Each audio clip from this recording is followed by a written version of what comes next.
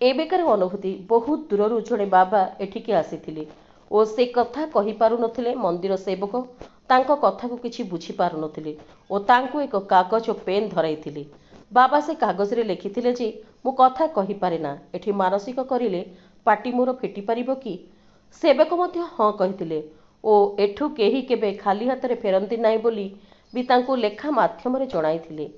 से मध्य बुढ़ा बालुकेश्वर पाखरे मानसिक करथिले बा अधिया पड़िथिले मानसिक करी।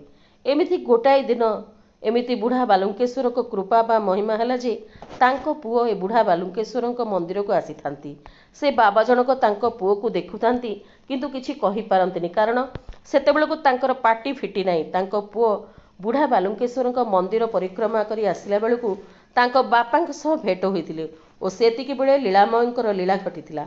बाबा जनक मो पुओ कहिकी पाटी खोलिथिले एवं बुढ़ा बालुकेश्वर तांकर डाक सेठी शुणिथिले।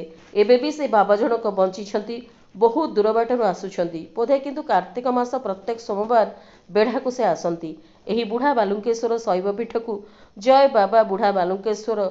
जदि लेखारे कोठी कोन भूल रही जाउची मते क्षमा करिवे बुढ़ा बालुकेश्वर। पुरी जिला कृष्णप्रसाद ब्लॉक रु कालुराम नायक रिपोर्ट, प्राइम टीवी ओडिया।